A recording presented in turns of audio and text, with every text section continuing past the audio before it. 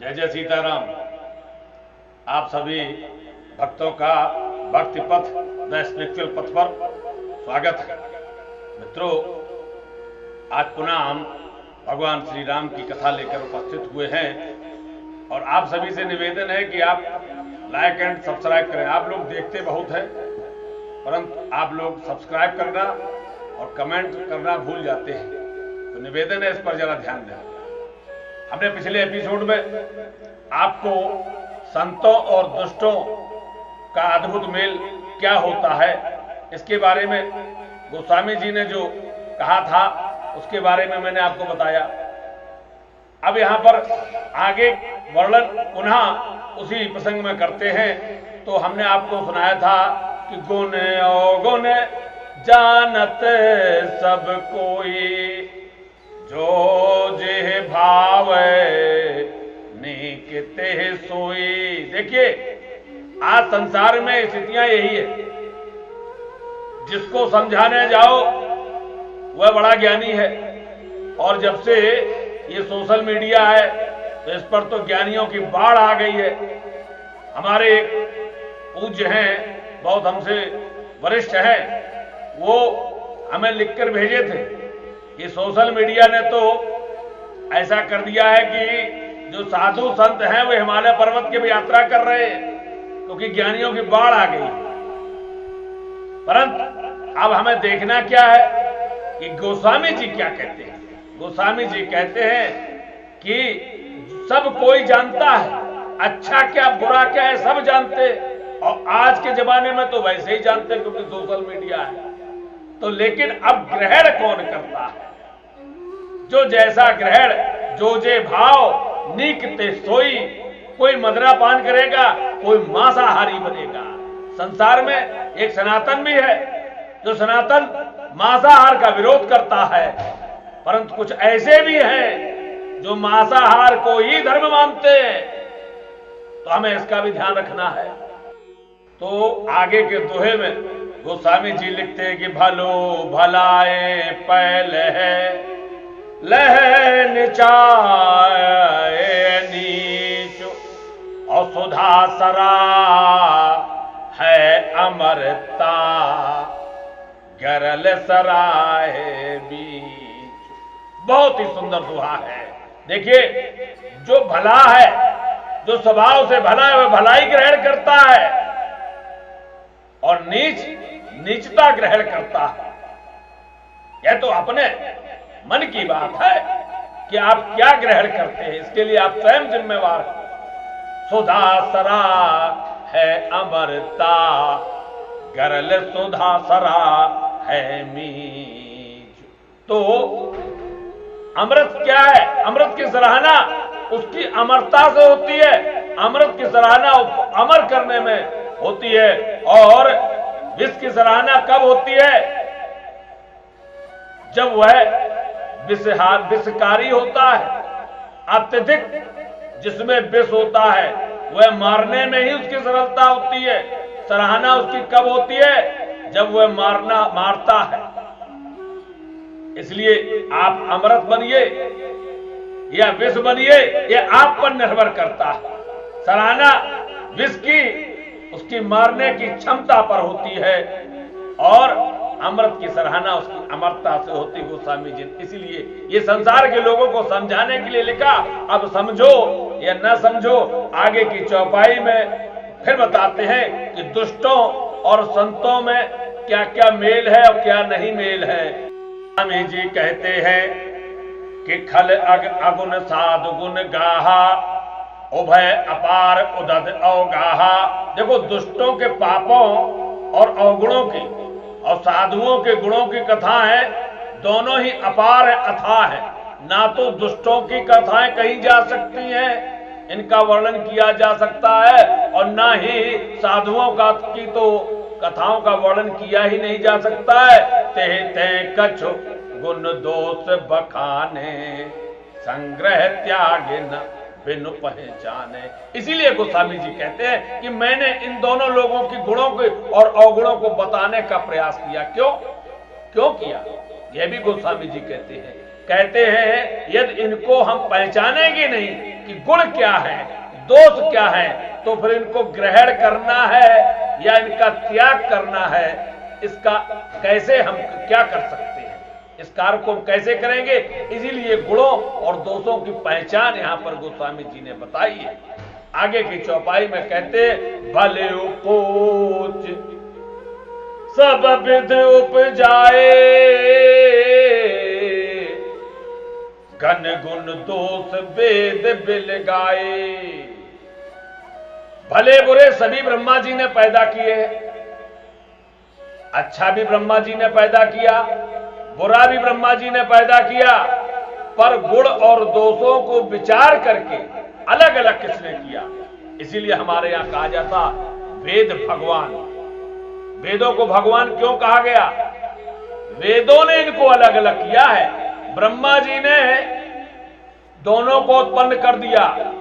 ब्रह्मा जी ने ये नहीं बताया कि ये अच्छा ये बुरा है। और एक जगह भगवान भी कहते सब मम प्रिय सब मम उपजाए।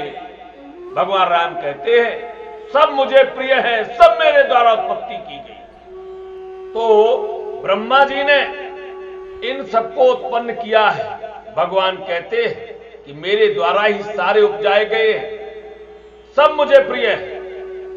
तो अब अलग किसने किया? वेदों ने। वेदों ने कहे वेद इतिहास पुराना, वेद प्रपंच गुण अवगुण साना। वेदों ने इन्हें अलग किया है कि गुण क्या है, दोष है, इसलिए वेद भगवान है। यदि वेद ना होते तो हमें पहचान ही ना होती कि अच्छा क्या बुरा क्या। अब आप लोगों का एक संदेह तो मिट गया कि अच्छाई बुराई की पहचान में कहां से हुई। आप लोग ही अपने अपने मत से करने का प्रयास करते हैं। जब कभी हम कहते हैं कि जो वेद मार्ग से भ्रष्ट है, यही तो कहता है शास्त्र, यही तो संत लोग, यही तो ब्राह्मण लोग कहते हैं कथाओं में कि वेदों से जो पथभ्रष्ट हो जाता है उसका कोई स्थान नहीं है, वह नरक में जाता है, वह पथभ्रष्टि माना जाता है। तो क्यों? क्योंकि वेदों ने हमें ज्ञान कराया कि अच्छा क्या बुरा क्या। नहीं, हमें ब्रह्मा जी ने तो बना दिया था। तो वेद प्रपंच गुण अवगुण साना। वेदों ने इतिहास में पुराणों में ये वर्णन कहा गया कि जो ब्रह्मा जी की सृष्टि है यह गुणों और अवगुणों से सनी हुई है, लिप्त है। दुख सुख पाप पुण्य दिन राति, साधु असाधु सुजात कुजाति। देखिए सब कुछ बनाया ब्रह्मा जी ने। क्या? दुख बनाया, सुख बनाया, दुख सुख पाप पुण्य, दिन और रात भी बनाया, साधु असाधु सुजात और कुजात दोनों बनाए। अच्छी जात बुरी जात, साधु और असाधु भी बनाया। आगे की चौपाई में कहते हैं दानव देव ऊंच अर नीचू, अमे सजीवन माहुर मीचू। मीचू तो मीचू कहा है, तो अब इसमें क्या है? दानव भी बनाए, दानव देव देवता बनाए। दानव देव एक पुण्य है, एक पाप। दानव देव ऊंच और नीचू, ऊंचा नीचा बनाया। अमय सजीवन माहुर मीचू, और मृत्यु भी बनाई, सुंदर जीवन भी बनाया, माया बनाई, ब्रह्म बनाई। आगे बताते हैं अमृत बनाया, विष बनाया, और माया ब्रह्म जीव जगदीशा। क्या बात है!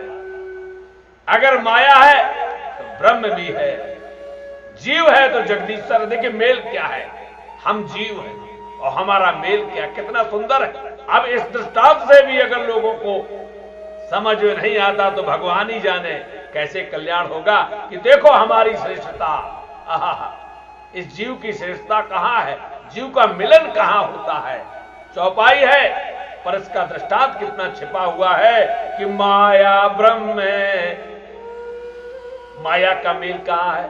एक तरफ माया है तो ब्रह्म है। माया से यदि छूटना है तब ब्रह्म के पास, यदि ब्रह्म ज्ञानी बनेंगे आप, ब्रह्म विज्ञानी है। पर जीव जगदीशा, जीव का जब जीव है इसका मिलन कहां होता है? जगदीश्वर से मिलन होता है।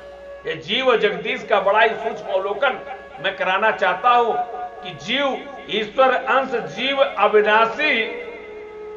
ईश्वर अंश जीव अविनाशी। जीव किसका अंश है? अरे उसी ईश्वर का अंश है, जगदीश्वर का अंश है। तो ये जब हम कहां जाना चाहते हैं, हमारा मिलन कहां होता है, इस जीव का मिलन उसी परमेश्वर में होता है। तो हम कितने श्रेष्ठ हैं, और इतने श्रेष्ठ शरीर पाकर भी और हम ईश्वर से मिलन न कर पाए तो कितना है। तो माया ब्रह्म जीव जगदीशा, इस जीव की ईश्वर के साथ मेल मिलाया है। और मर लक्ष्य अलक्ष्य रंग के अवनीसा, तो काशी संपत्ति दरिद्रता रंग राजा, इस प्रकार से माया ब्रह्म जीव ईश्वर संपत्ति और दरिद्रता रंग और राजा सब बनाए हैं ब्रह्मा जी ने। आगे की चौपाई में और भी सुंदर वर्णन है। काशी मग सुर सर क्रम नासा, देखिए हमारे यहां काशी है। अगर इस पृथ्वी पर काशी है, क्योंकि काशी जैसी तो कोई स्थान है ही नहीं, काशी जैसा स्थान कोई है ही नहीं, क्योंकि काशी तो भगवान के त्रिशूल की नोक पर है। परंतु यदि काशी है तो एक मगध, देखिए हमारे यहाँ सबसे खराब जगह बताई गई है। और कुछ लोग जो सुन रहे हो हमारे मगध निवासी, तो इसको बुरा नहीं मानना चाहिए, क्योंकि ये शास्त्र में है। और है तो है, काशी मगध है, मगध अच्छा नहीं माना गया। काशी मग सुर सर क्रम नासा, जितनी अगर पवित्र काशी है उतना ही अपवित्र मगध देश है। और मगध देश आप जानते हैं जो बिहार है, ऐसा नहीं। तो वहां पर जो मगध हमारे यहां पवित्र है, काशी श्रेष्ठ बताई गई। काशी मग सुर सर क्रम नासा, सुर सर माने देव नदी गंगा जी, और कर्मनाशा नदी जो पापों की नदी, जब व्यक्ति नरक की तरफ जाता है तो वही कर्मनाशा है। तो काशी मग सुर सर क्रम नासा, और मारो मारवाड़ मालवा, अगर मारवाड़ को श्रेष्ठ है, मालवा श्रेष्ठ नहीं है। मारो महदेव गवासा, और ब्राह्मण और कसाई। महदेव माने ब्राह्मण और गवासा माने कसाई, यह अंतर है। यह दुष्ट है, कसाई दुष्ट है, ब्राह्मण संत है। इसी को कहते हुए स्वर्ग नरक अनुराग विरागा। और ब्रह्मा जी ने कैसी सृष्टि की रचना की, स्वर्ग बनाया, नरक भी बनाया, अनुराग और वैराग्य, ये सभी पदार्थ ब्रह्मा जी की सृष्टि में है। परंतु अंत में मैं कहना चाहूंगा क्या, कि निगमागम गुण दोष विभागा। ये ब्रह्मा जी की सृष्टि में सारे पदार्थ हैं, परंतु वेद शास्त्रों ने उनके गुण दोषों को अलग कर दिया है, उनके विभाग कर दिए। ऐसे वेद भगवान को प्रणाम करना चाहिए, और वेद भगवान की हमें पूजा करनी चाहिए। यदि वेद न होते तो हम लोगों का जीवन यह जो है, ये जैसा है इस प्रकार का न होता व्यवस्थित। तो ऐसे वेद भगवान, बोलो वेद भगवान की जय। इसी के साथ आज का ये एपिसोड समाप्त है। अगले एपिसोड में पुनः आपके सामने भगवान की कथा लेकर आएंगे। जय जय सीताराम।